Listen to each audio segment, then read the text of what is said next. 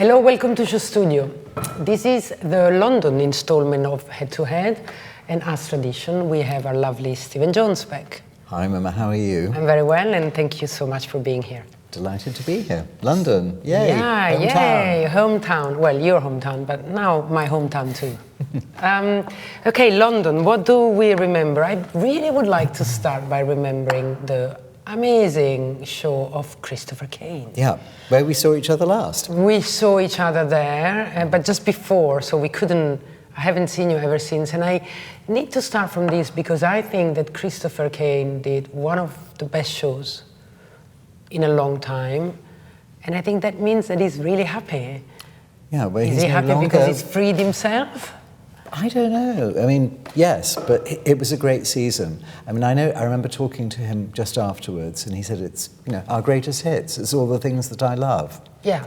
The jellies, the jelly shoes, the bracelets, the laces, yeah. the stellar prints. But I also thought it was a very original way to discuss the environment, like make love with nature, Yeah. So he mixes his good obsession with sex, but then, there was this beautiful wall of nature.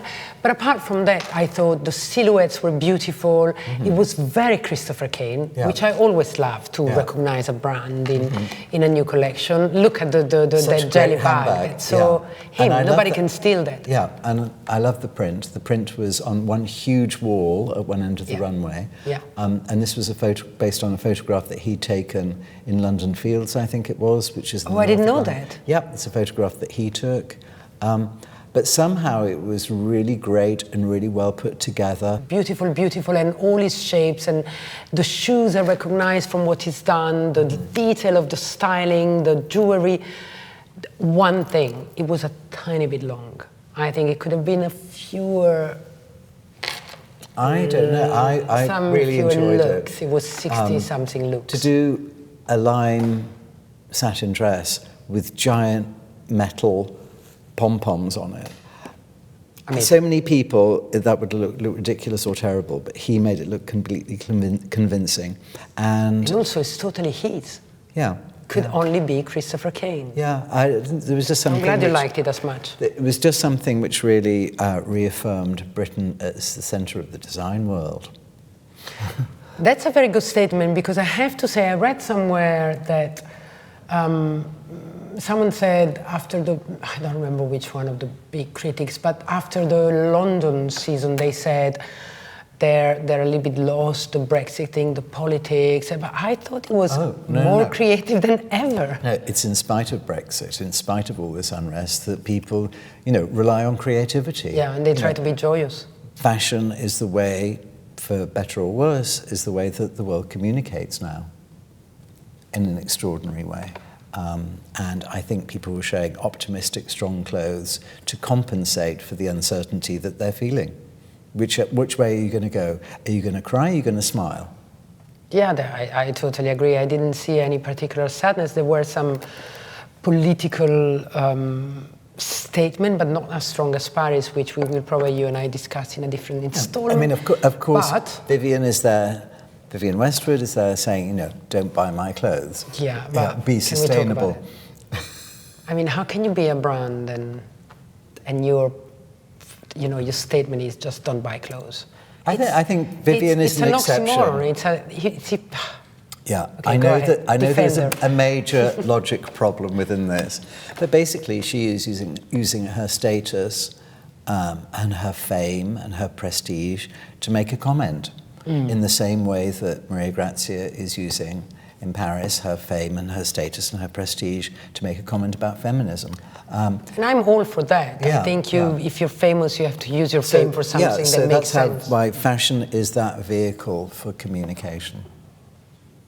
No, yeah, I totally agree. I was thinking about Westwood still. When you achieve a certain level, you can use that. So it's not only about the clothes, it's just the fact that you have a large Instagram account and people will log on to you. You have a voice, you have a following, yeah. But funnily enough, even though we talk all about that, and we were talking just beforehand, that Molly Goddard show was also one of my favorite of the season. And you can say why we loved it. Clothes. Yeah. just about the clothes and nothing else. And ultimately, that's what fashion is about. I mean, We fashion's could about touch what we them. like. It was so close to the audience. We were sitting and having these, especially the big, the big tulle dresses. There it is. You could smell it and hear the noise, and that was fantastic idea as well. Yeah, I mean, I'm sorry to go on about Dior again, but I know that during... we know your bias. I know during the 50s, one of the things that the models used to do in the haute couture showrooms when they were showing in front of the clients, they used to love twirling their dresses, and because in those days they could smoke and have ashtrays, and it knocked all the ashtrays over. That's and fun. It was... Imagine if we were smoking in there. Yeah, well, I remember smoking in... But fashion shows. I remember smoking on airplanes. Yeah. That's how old we are. I think this show was very important, not only because of you. I think the setting was great, but also because I see a maturity in Molly. So she's not moving on, because as we said for Christopher Kane, this is very Molly Goddard, and it's her, staples, the dresses, the shapes, the big, But then she managed to put in some denim, but worked in her own way. She managed to put in some easier stuff, but with something that reminds you of her. And then there were some accessories for the first time, remember? There were some bags. There it is, one. And I also think that this one was probably one of her best season. There's something which about her clothes which is so refreshing. What makes a successful designer?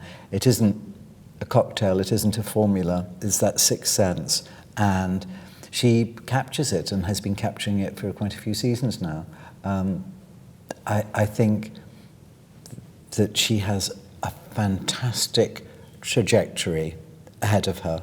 I agree. As long as the money is okay and the finances, if it's relying on her talent. I'm not going to say things I can't say, but I've seen Molly and I've spoken with her. It's doing pretty well. She's very good. Also she's in managing astute. her company and managing her sales and managing everything. And I agree with you that she has a great trajectory. And even if now there are many more, but I think Molly Goddard and Simone Rocha, that probably we will discuss in a second, I was just about to say, they reinvented the way that young girls want to dress up, because love this is so it's so good. fresh and so modern. And the other one who does it superbly is Simone. And her show, I called it like the Valentino, the Pierpaolo of London, because that's when people cry and stand up. Usually is at Simone Rocha's shows. Yeah. She manages to bring emotions to clothes. Yeah, I mean, and this collection was so assured. This blue and white just looks so good. Yeah, it's like somebody who's been designing. I mean, it's the perfect time. She's been designing for how many years? 10 years, 12 years? Probably not even that much. Yeah, I don't know. Well, but it's been some time now. She's not. It's so assured. It's so confident and well made, but still, it's got this. It's so designed. Young, new things that you really sort of haven't seen before.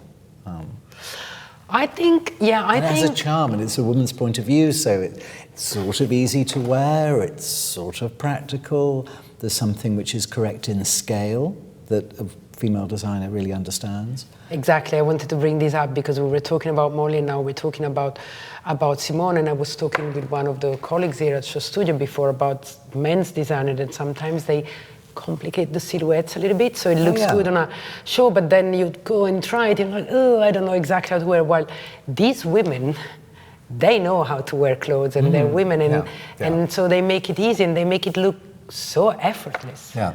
They make it look so easy, and actually, look at this. I mean, I guess... all the straw accessories were fantastic, by the way. Being a hat maker, I love straw. And these were the most charming, wonderful thing. They almost what corn was the dollies. inspiration? The Wren boys, the Wren days, and I had to look it up because not being from here. Do you want to explain a little bit to our foreign listener? Said Mr. Coward. So the Wren boys are these group Wren, of young... not rent.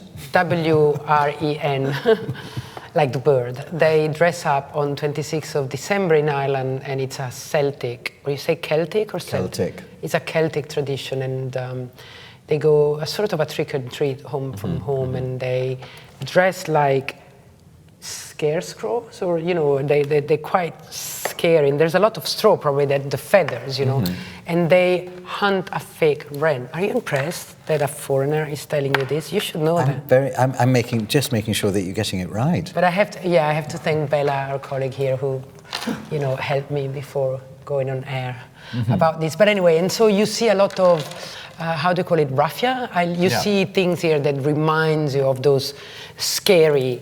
And also the shapes, you know, the big frocks, you know, all the shapes of the Wren boys' frocks, actually. But that's also what I like about Simone. She always brings up the tradition of where she's from. There's a little bit of China, there's a little bit of Ireland, there's a lot of history, but she doesn't make it too conceptual.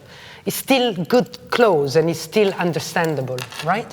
Yes, and even though she does reference those influences, what she comes up with is more important than the influences. I think that's really the key of a very good designer.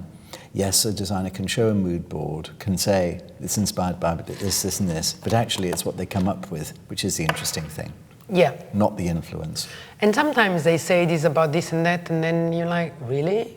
Where? Yeah. While in her, by the way, we're seeing here an older lady, and I think she always has a fantastic casting. Yeah. But what Simone does, that she explains to you where it comes from in her head, and you can see it.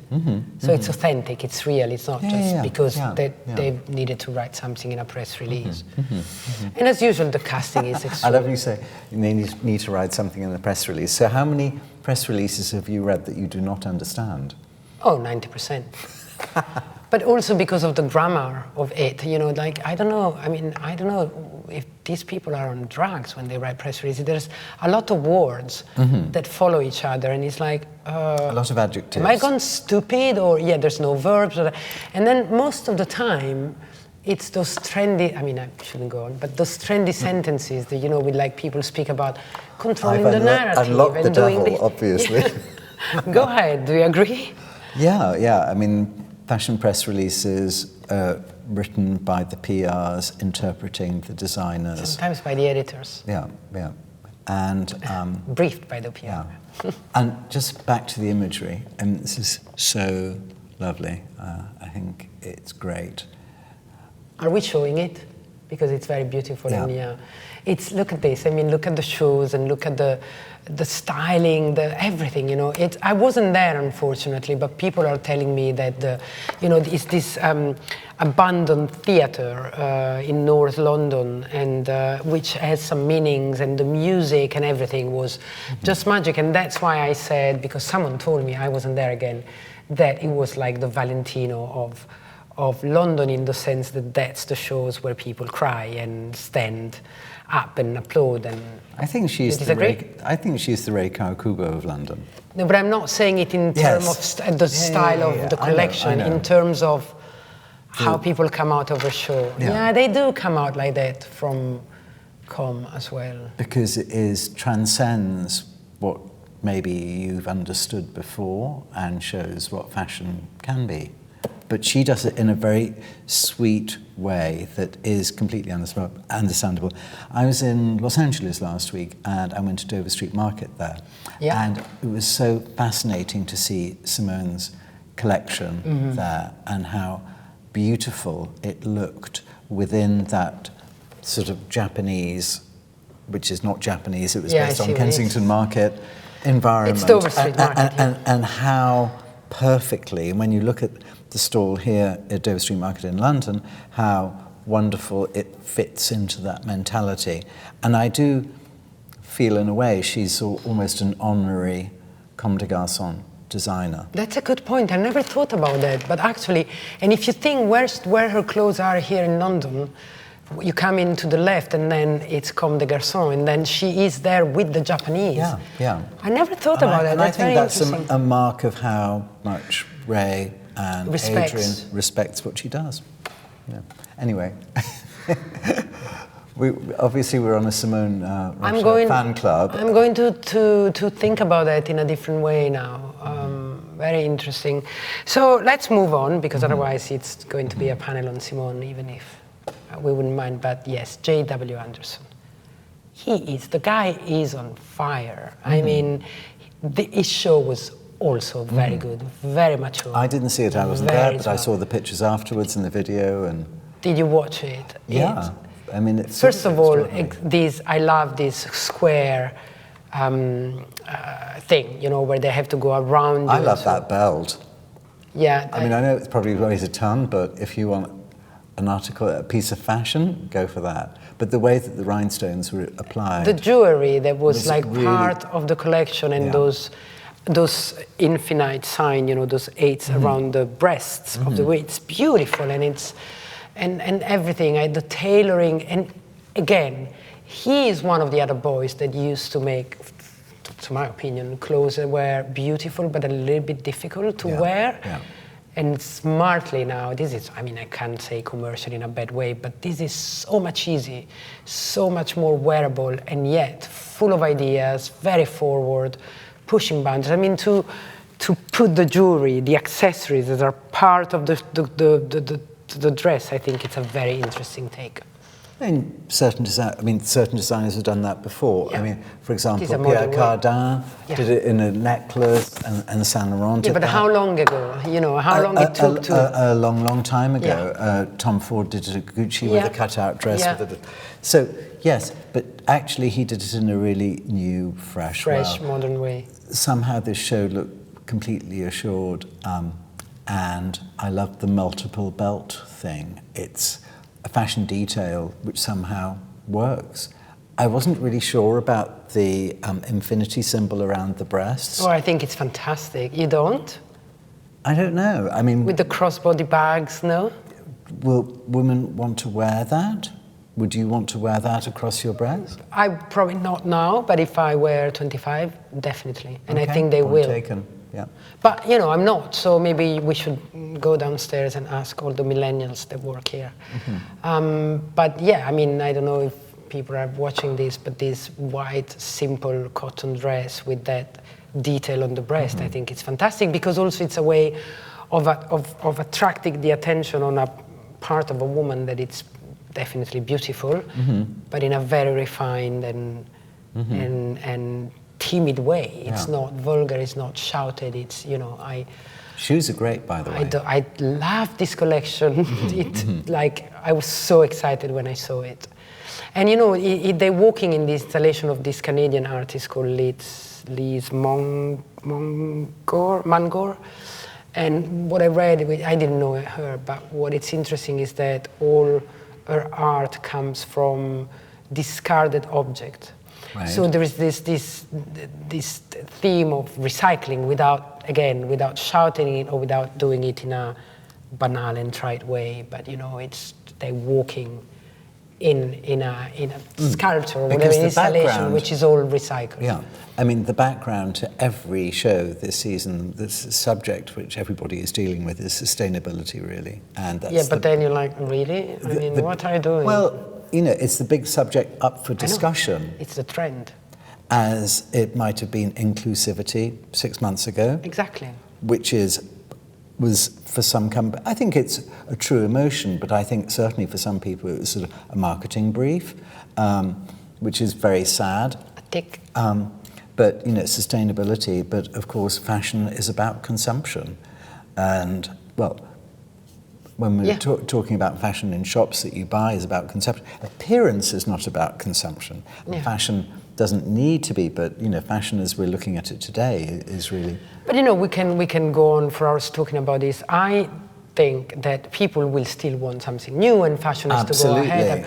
But do we really need 4 collections a year instead of 2, as it's always been? That's maybe what should change, you know, not the designer pretending that something is sustainable when it's not, but maybe doing less. But, you know, everybody talks about, there's 4 collections a year. There have been 4 collections a year for 50 years. I mean, like Saint Laurent, Couturiers, they showed mid-season and cruise collections and all those things too. Be careful of the delicious cake, which is just about to anoint your sleeve. I can really change the scent. Someone is going to be upset with me. So I will be careful. I love this beige and white. Actually, this is a colour that they call mastic in French, which is putty in English. Oh, mastic, yes, I know. Is it putty in English? Hold on, it's going to happen. No, it's gone.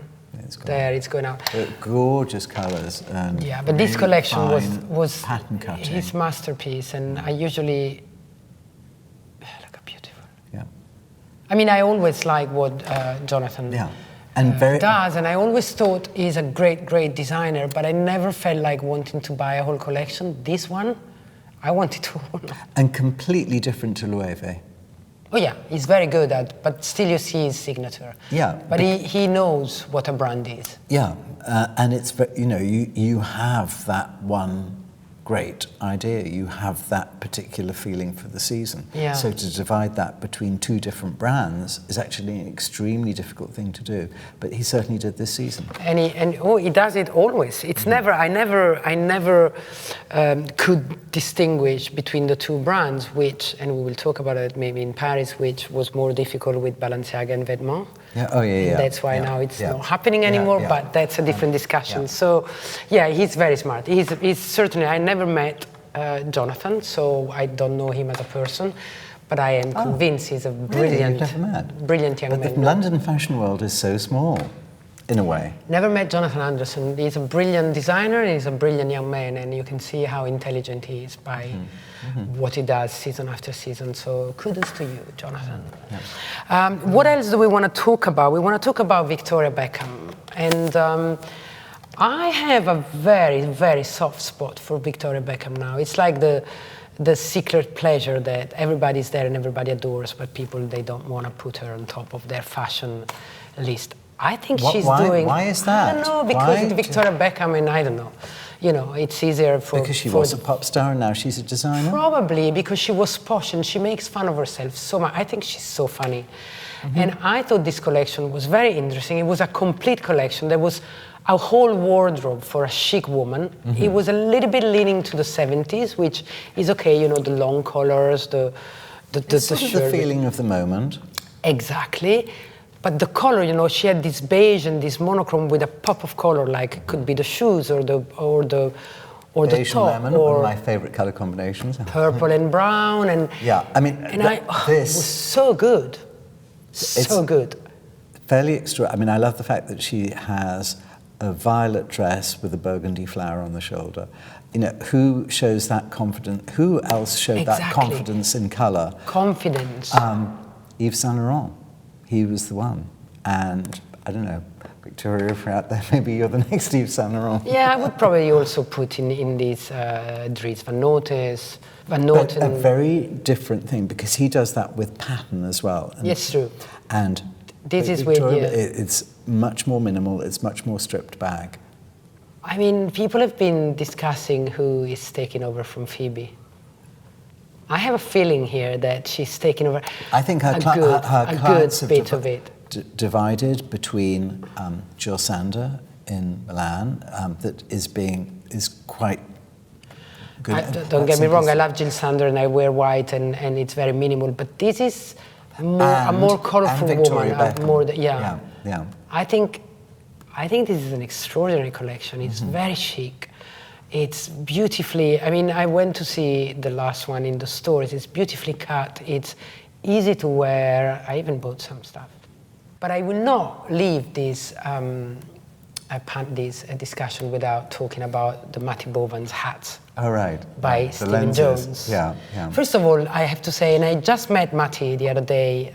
We had a chat, and he's a lovely man. And I saw him on stage being interviewed by Tim, and he was very clever, very articulate. I was really impressed. I mean, you would imagine for somebody doing crazy clothes, he wouldn't know what to say. He wasn't crazy at all. No, he was completely focused. If you didn't see his look, you would have imagined someone dressed completely different. And the first time I met him, he was completely focused, completely knows what he's doing. So brilliant, and I love these young people being so brilliant. Is the essence of London. He really is the essence of London, and invention and difference. And these masks that we did. Talk to me about the fascinating. What do you call them? Masks? They were masks, and they're made from Fresnel lenses, which are normally made out of a very heavy plastic. They're very thin lenses. They're sort of grooved. And in Japan, I found some extremely light ones, so we could suspend them as though they were hovering in front of the girls' faces with just one wire coming to the back. What was the meaning? The fascinators come later. What was the meaning of the mask and that? What was the metaphor or the symbolism? Or tell us everything you know. We want to know. We had a design meeting and we were talking about focus of things and sometimes about things being small, and he's made things with Liberty Prints and making things sometimes very big. And we were talking about beauty, and I said, I've had one idea that has been going, it's a little bit like when I did the balloons for him. Yeah. And an idea that has been going around in my head for years and years and years, and I've never been able to do it. And I would love to be able to do it with you. So that's great. Am I allowed to say that for you, the platform of Matty Bovan is also where you're allowed to go crazy and do things that nobody else will let you do, or not many other? Yeah. Maybe you can do crazy things with Tom Brown? Everything is a different cocktail, but I think he allows me to do not exactly what I want to do, but almost, yeah.